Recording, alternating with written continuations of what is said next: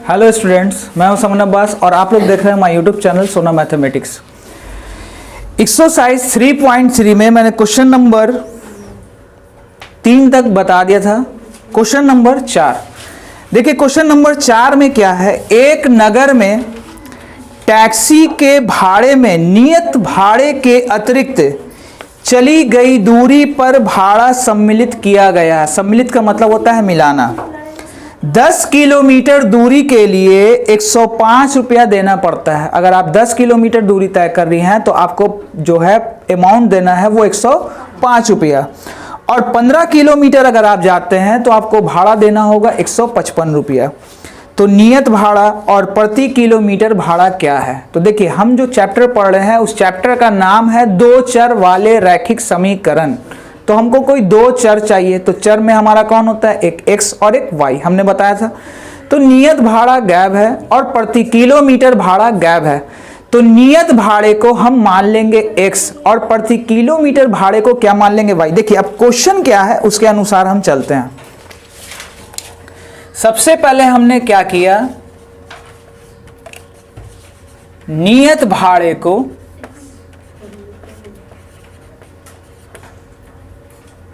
हमने x मान लिया। जितना किलोमीटर गए उसका भाड़ा अलग है, वो है y। प्रश्न से देखिए, नियत भाड़ा सम्मिलित किया गया है, मिलाया गया है, ठीक है। हमने x प्लस लिख दिया। कह रहा है 10 किलोमीटर दूरी, यानी 1 किलोमीटर का मान लीजिए अगर आपसे भाड़ा लेता है 5 रुपया, तो 10 किलोमीटर का कितना होगा, 50 ना। तो हमने यहाँ प्रति किलोमीटर भाड़े को क्या माना है, y। हम क्वेश्चन में कितना किलोमीटर जा रहा है, तो 10y, और कितना रुपए देना पड़ रहा है हमको, 105 रुपया अदा करना पड़ रहा है। तो ये हो गया इक्वेशन 1। फिर क्वेश्चन है अगला पड़ाव कि 15 किलोमीटर जाए, कितना किलोमीटर, तो x प्लस 15y, और भाड़ा जो देना पड़ रहा है वो 155 रुपया देना पड़ रहा है। ये हो गया इक्वेशन 2। अब हम यहां से सॉल्व करेंगे इसको किसी भी प्रोसेस पे। तो हम देख रहे हैं कि x के आगे भी प्लस है, इस x के आगे भी प्लस है। क्यों ना हम समीकरण 1 में से समीकरण 2 को हम क्या कर देंगे, घटा देंगे। समीकरण 1 में से समीकरण 2 को घटा देंगे। तो x प्लस 10y बराबर 105, x प्लस 15y बराबर 155, plus minus minus, plus minus minus, plus minus minus, x से x कैंसिल, ठीक है। ये जो निगेटिव है कन्वर्ट हो चुका है, ये पॉजिटिव जो है कन्वर्ट हो चुका है निगेटिव में। हमको इससे मतलब है ये प्लस और ये माइनस। तो प्लस माइनस माइनस होता है, तो 15 में से 10y घटाएंगे माइनस 5y, 155 में से इसको घटाएंगे माइनस 50। ये निगेटिव कैंसिल, और 5 के टेबल से कैंसिल हो जाएगा 10 बार में, ठीक है। अब इस वैल्यू को हम चाहे तो 1 में चाहे तो 2 में, तो समीकरण 1 में x का मान रखने पर, तो x प्लस 10 इंटू y का वैल्यू 10 बराबर 105। तो भैया ददहिया हो गया 100 बराबर 105, प्लस 100 इधर आ जाएगा, हो जाएगा माइनस 100। यानी x का वैल्यू कितना आया, 5। यानी नियत भाड़ा जो है, फिक्स जो प्राइस है वो मेरा 5 निकलेगा रुपया, और जो प्रति किलोमीटर भाड़ा निकलेगा वो 10 रुपया। इसी बुक में इसी के साथ एक क्वेश्चन और अटैच किया है कि अगर एक व्यक्ति 25 किलोमीटर यात्रा तय करे तो उसको कितना भाड़ा देना होगा। तो हमने पहले क्या किया, नियत भाड़ा पता कर लिया, प्रति किलोमीटर भाड़ा हमने पता कर लिया। अब इसी में क्वेश्चन था कि एक व्यक्ति 25 किलोमीटर जाए, तो 25 किलोमीटर यात्रा करने में दिया गया भाड़ा, यहां पे आप लोग लिख लेंगे 25 किलोमीटर दूरी तय करने पर दिया गया भाड़ा, ठीक है, चलिए लिख ही देते हैं। 25 किलोमीटर दूरी तय करने पर दिया गया भाड़ा x प्लस 25y हो जाएगा। x है 5, 2.5 और y का वैल्यू कितना 10। तो 25 को 10 से गुना करेंगे 250 है ना, 250 और 5 जोड़ेंगे तो कितना होगा 55। यानी 25 किलोमीटर अगर वो जाएगा शख्स तो उसको भाड़े के रूप में 255 रुपया देना होगा। देखिए नेक्स्ट क्वेश्चन है 5 और सवाल को आप लोग को बहुत बढ़िया से समझना है। देखिए किसी भिन्न के अंश और हर, किसी भिन्न के अंश और हर दोनों में 2 जोड़ दिया जाए, अंश और हर दोनों में 2 जोड़ दिया जाए तो वह 9/11 हो जाती है। यदि अंश और हर दोनों में 3 जोड़ दिया जाए तो वह 5/6 हो जाती है। वह भिन्न ज्ञात करें। हमको भिन्न ज्ञात करना है। तो भिन्न कहते हैं किसको, न्यूमरेटर बाय डिनोमिनेटर, यानी अंश बटा हर। भिन्न को कहते हैं अंश बटा हर। तो यहां पर देखिए हम क्या करेंगे कि अंश को x मान लेंगे, अंश को क्या मान लेंगे x, हर को y। इसलिए जो मेरा फ्रैक्शन है यानी भिन्न जो है वो मेरा क्या हो जाएगा x/y। अब हम जो काम करेंगे सवाल से करेंगे, अपने मर्जी से कुछ नहीं करेंगे। तो सवाल को सुनिए, कह रहा है अंश और हर दोनों में 2 जोड़ दिया जा रहा है। अंश में भी हर में भी दोनों में 2 जोड़ दिया जा रहा है। तो यहाँ पे हम लिख देते हैं अंश में भी 2 जोड़ना है, हर में भी 2 जोड़ना है, तो वह 9/11 हो जाती है। कहने का मतलब यहाँ पे कोई वैल्यू गायब हो सकता है, ये 7 हो तो 7 और 2 जोड़ेंगे तो कितना होगा 9, ये 9 होगा तो 9 और 2 जोड़ेंगे तो कितना होगा 11। तो फिलहाल हम यहाँ रखते हैं, यानी अंश में 2 जोड़ा तो 9 मिला, हर में 2 जोड़ा तो 11 मिला, यानी इसका जो भिन्न है वो 9/11 हो जाता है। तो चलिए अंश को हमने क्या माना हुआ है x माना हुआ है, हर को हमने क्या माना हुआ है y। अब इसके आगे सॉर्ट आउट हमको कुछ नहीं दिख रहा है। तो देखिए हम करेंगे क्या, कैचिया गुना करेंगे, इसको इससे, इसको इससे, यानी 11 को पहले x से गुना किया, 11x प्लस 11 दूनी 22। 9 को y से गुना किया, 9y प्लस 18।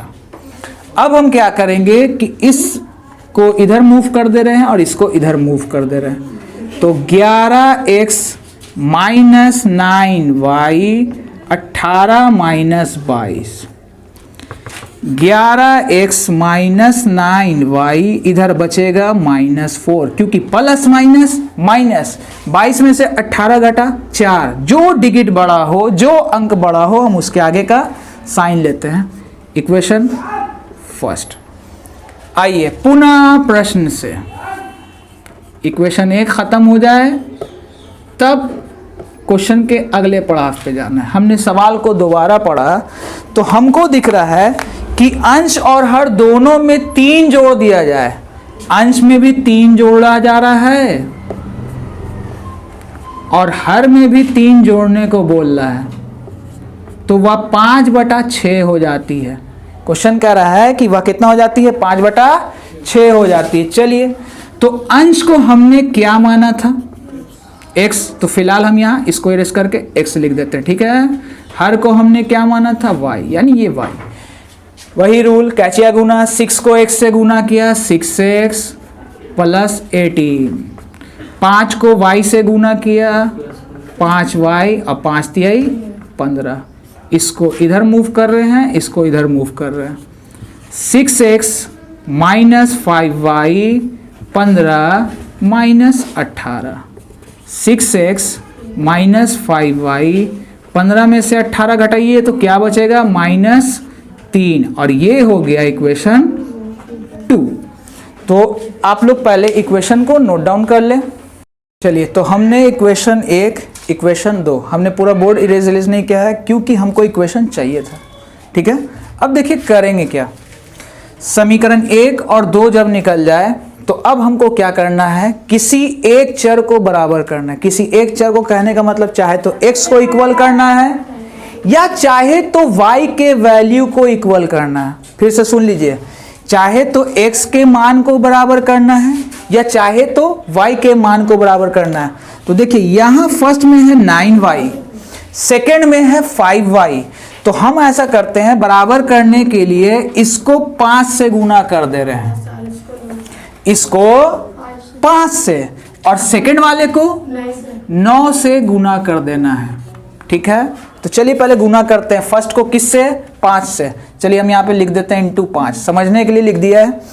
तो 11 पचे 55x, 5 नवा 45 और 5 चौके 20 माइनस 20। चलिए सेकंड मेरा है, तो सेकंड को किससे गुना करना है, 9 से। इसको सारे वैल्यू को हम 9 से गुना करेंगे। तो 9 का पहाड़ा 6 बार 54, 9 पचे 45y और 9 तिहाई 27। ठीक है, अब हम यहां से इक्वेशन को इरेज कर देते हैं। चलिए देखिए 45y कॉमन तो यही हो रहा है ना, हमको इन दोनों के साइन को देखना, और दोनों के आगे निगेटिव है। जब सेम साइन रहेगा, याद रखिएगा, प्लस प्लस हो या दोनों में निगेटिव साइन हो, तो ऐसी स्थिति में हम समीकरण को क्या करते हैं, घटाएंगे समीकरण को। जैसे देखिए इस 45y के आगे भी निगेटिव है, इसके आगे भी निगेटिव है। ये नहीं पढ़ना है कि लाइए माइनस माइनस प्लस कर दिया, समीकरण को क्या करना है, घटाना है। ठीक है, चलिए घटाया, plus minus minus minus minus plus minus minus plus. ठीक है, आइए 45y कैंसिल। अब कहो क्यों कैंसिल हुआ, क्योंकि ये नेगेटिव में है और ये नेगेटिव से ये किस में कन्वर्ट हो चुका है, पॉजिटिव में। तो ये दोनों हो गया कैंसिल। 55 में से 54x जाएगा, 55x में से 54x जाएगा तो बचेगा x। ठीक है, बराबर 27 में से 20 जाएगा तो कितना बचेगा, 7। और जो 27 है वो अब कन्वर्ट हो चुका है पॉजिटिव में, यानी 7 का जो आगे का साइन होगा वो कौन सा साइन होगा, प्लस। अब इस वैल्यू को अब हम समीकरण 1 में रखेंगे। समीकरण 1 में x का मान रखने पर, तो देखिए एक तो हमने मिटा दिया है समीकरण, हमने क्या किया था, इसको 9 से गुना किया था, है ना, 5 से किया था, तो ये होगा शायद 11x, और ये आपका होगा 5 से किया ना तो 9y, इधर होगा -4। समीकरण 1 आप लोग देख लेंगे कॉपी पे कि 11x माइनस 9y बराबर 4 है। तो हमने पता कैसे किया, क्योंकि हमने इसको पहले वाले को किससे गुना किया, 5 से, तो हमने सबको डिवाइड करके निकाल लिया है वैल्यू को। अगर इस तरह से अगर प्रॉब्लम होता है तो हम कर सकते हैं। अब देखिए क्या करेंगे, 11 इंटू एक्स का वैल्यू 7 माइनस 9y बराबर -4। आप लोग समीकरण 1 को देख लेंगे। ठीक है, 11 सतह 77 माइनस 9y उधर, और इसको हमने फेंक दिया इधर, तो 77 प्लस 4 और ये हो गया 9y। ठीक है, 77 और 4 जोड़ेंगे होगा 81। 9 इंटू वाई है तो कितनी बार में कैंसिल, 9 बार में। इसका मतलब भिन्न जो आंसर आएगा लास्ट में आप लोग लिख लेंगे, भिन्न बराबर, हम थोड़ा नीचे नहीं ले जा रहे, हो सकता है बोर्ड नहीं दिखे, तो भिन्न यानी x बटा वाई था ना, तो x कितना निकला है 7 और y कितना निकला है 9, यानी भिन्न जो आंसर होगा वो होगा 7/9। इस चैप्टर का लास्ट क्वेश्चन, 5 वर्ष बाद जैकब की आयु उसके पुत्र की आयु की 3 गुनी हो जाएगी। 5 वर्ष पूर्व जैकब की आयु उसके पुत्र की आयु की 7 गुनी थी, उनकी वर्तमान आयु क्या है। तो देखिए यहाँ पर है 5 वर्ष बाद, यहाँ पर जैकब के बारे में बात हो रही है और जैकब के बेटे के बारे में बात हो रही है। तो जैकब की आयु को हम क्या मान लेंगे, x, और जैकब के पुत्र की आयु को क्या मान लेंगे, y। हमने क्या करना है,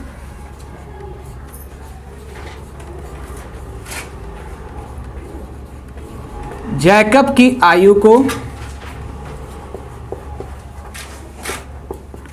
x वर्ष मान लिया और पुत्र की आयु को हमने क्या मान लिया, y वर्ष। आप लोग पूरा यहाँ लिखेंगे पुत्र की आयु, ठीक है।